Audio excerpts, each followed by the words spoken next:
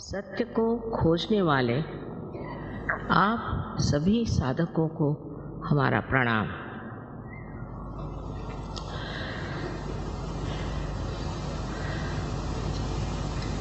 इस कलयुग में मनुष्य जीवन की अनेक समस्याओं के कारण विचलित हो गया और घबरा रहा। कलयुग में जितने सत्य को खोजने वाले हैं उतने पहले कभी नहीं, और यही समय है जब कि आपको सत्य मिलने वाला है। लेकिन ये समझ लेना चाहिए कि हम कौन से सत्य को खोज रहे हैं, क्या खोज रहे हैं।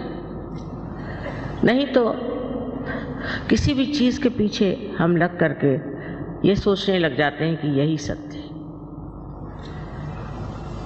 इसका कारण ये है कि हमें अभी तक केवल सत्य, एब्सोल्यूट ट्रूथ मालूम है। कोई सोचता है कि ये अच्छा है, कोई सोचता है वो अच्छा है, कोई सोचता है कि जीवन और ही तरह से बिताना चाहिए। तो विक्षुब्ध सारी मन की भावना और भ्रांति में इंसान घूम रहा। इस संभ्रांत स्थिति में उसको समझ में नहीं आता है कि आखिर क्या कारण है जो मेरे अंदर शांति नहीं। मैं शांति को किस तरह से अपने अंदर प्रस्थापित करूं। मैं ही अपने साथ लड़ रहा हूं, झगड़ रहा हूं, कुछ समझ में नहीं आता। यही कलयुग की विशेषता है, और इसी कारण इस कलयुग में ही मनुष्य खोजेगा। पहले इस तरह की संभ्रांत स्थिति नहीं थी। मनुष्य अपने मानवता से ही प्रसन्न था। अब आप इस मानव स्थिति में आ गए। इस स्थिति में अगर आपको केवल सत्य मालूम होता तो कोई झगड़ा ही नहीं होता। हर एक इंसान एक ही बात सोचता, और कुछ भी समझाने से, बतलाने से मनुष्य सिर्फ मानसिक हो जाता है, मेंटल हो जाता है। पढ़ पढ़ के भी मानसिक हो जाता है, और उसमें कोई शांति नहीं मिलती, उसमें कोई आराम नहीं मिलता, उसमें कोई चैन नहीं आता। तो सत्य क्या है ये समझ लेना चाहिए। अब बात यह है कि मैं जो कुछ भी आपके सामने बात कहूँ, इसे आप एकदम से मान्य मत करें, क्योंकि अंधश्रद्धा से हम लोग पहले ही पीड़ित हैं। स्पेशली बंगाल में तो मैं सोचती हूँ यहाँ पर इस कदर तांत्रिक ये वो सब ने जकड़ डाला। और जब हम देखते हैं कि जो धर्म के नाम पे भी बहुत बोलते हैं और चलते हैं, वो भी पीड़ित हैं, वो भी बीमार हैं, उनको भी ये तकलीफ़ है, वो तकलीफ़ है, और वो भी आपस में लड़ रहे हैं, झगड़ रहे हैं। इसका मतलब उन्होंने अभी तक सत्य को प्राप्त नहीं किया, सिर्फ उसके बड़े बड़े इश्तहार लगा के रखे। तब मनुष्य घबरा के पूछता है कि सत्य है क्या। सत्य और प्रेम ये दोनों एक चीज है। आश्चर्य की बात है, इसका मिलाप लोग समझ नहीं पाते। समझ लीजिए आप किसी को नितांत प्रेम करते हैं तो आप उसके बारे में हर एक छोटी छोटी बातें जान लेते, पर ये परमात्मा का प्रेम है, ये दैवी प्रेम है। इस प्रेम को सत्य मान लीजिए, ऐसा मैं नहीं कहूँगी, पर यह सिद्ध हो सकता है। उसके लिए आपको इस मानव चेतना से, ह्यूमन अवेयरनेस से ऊपर उठना होगा। तभी आप समझ पाएंगे कि सत्य और प्रेम एक ही चीज है, और ये दोनों ही चीज, दोनों ही बातें, दोनों ही गुण ऐसे मनुष्य में होते हैं जिसने आत्म साक्षात्कार को प्राप्त कर लिया। और जिसने अभी तक आत्म साक्षात्कार को प्राप्त नहीं किया, और जो सिर्फ ऊपरी तरह से बातें करता है और काफ़ी लेक्चर देगा, या काफ़ी कर्मकांड कराएगा, उससे आज तक किसी का फायदा हुआ नहीं और न होगा। इसके लिए ज़रूरी है कि हम समझ लें सत्य क्या है। हम ये शरीर, बुद्धि, मन, अहंकार आदि उपाधियां नहीं, हम शुद्ध आत्मा है, ये सत्य। क्योंकि हम कहते हैं ये हमारा शरीर, ये हमारा मन, ये हमारी बुद्धि, हमारी हमारी हमारी, मेरी मेरी मेरी, ये मैं है कौन, इसे जानना है। और ये मैं ही शुद्ध आत्मा है जो आपके हृदय में विराजता है, वही शुद्ध आत्मा। उसको प्राप्त करना, उसका प्रकाश अपने चित्त में लाना ही एक तरह से आत्मा का दर्शन है।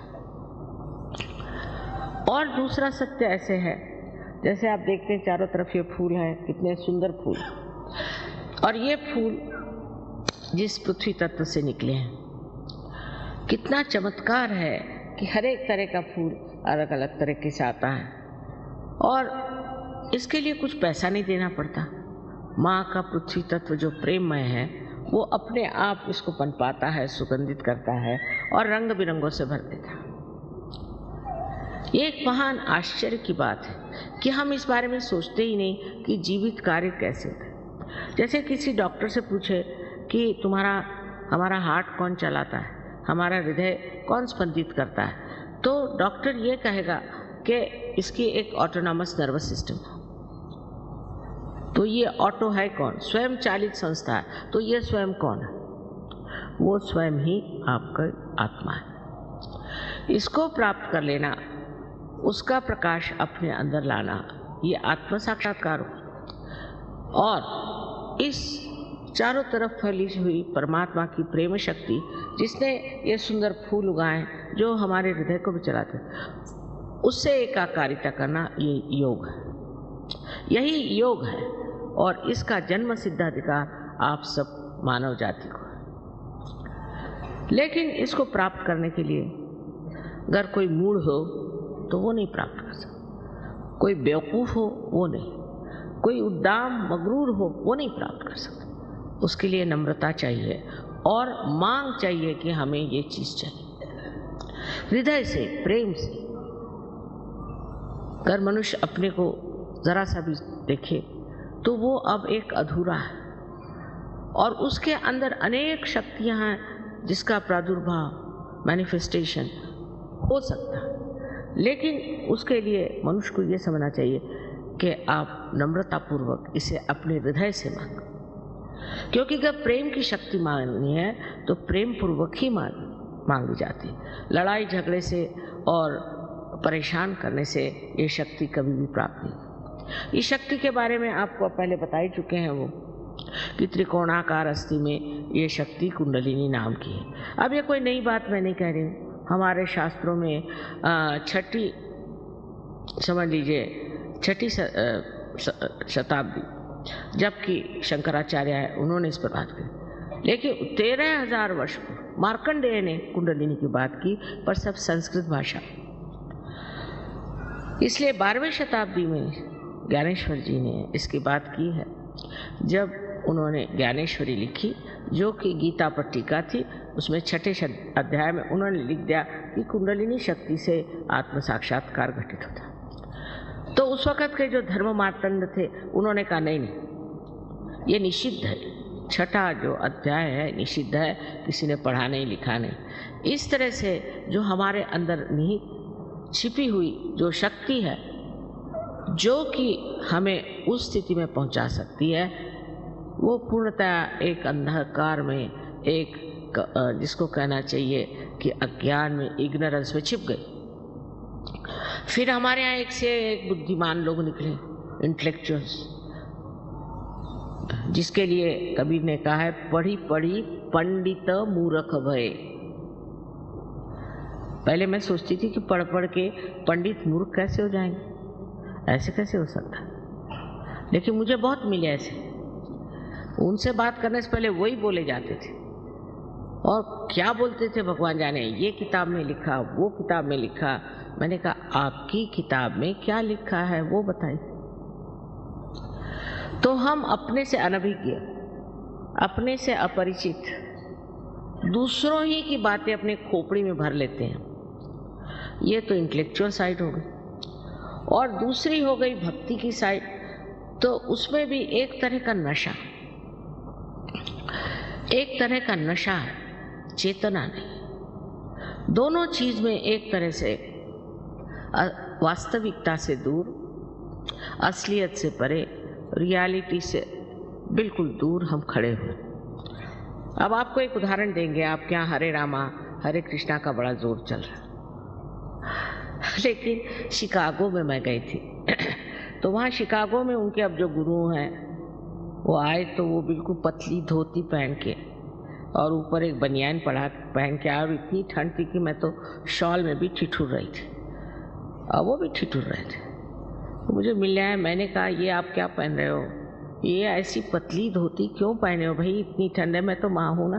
तो दुख लगा कि ये बेचारा धोती क्यों पहने। सो कहने लगे कि भाई बात यह है कि मेरे गुरु ने कहा कि आपको धोती पहने चाहिए तभी आपका मोक्ष होगा। मैंने कहा अच्छा। हमारे भारतवर्ष में 80% लोग धोती पहनते हैं, बंगाल में तो और भी ज़्यादा। और इन सबका अगर मोक्ष होने वाला है तो तुमको स्थान कहाँ मिलेगा।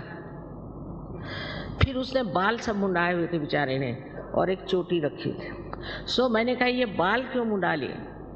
कहले गुरु ने कहा जब तक बाल नहीं मुंडाओगे तब तक तुम्हारा मोक्ष नहीं हो सकता। उस पर कबीर ने एक बड़ा सुंदर कहा है कि अगर बाल मुंडाने से आप स्वर्ग में जा सकते हैं, तो जिस मेंढे के हर साल 2 बार बाल मुंडाए जाते वो आपसे पहले पहुंच जाएगा।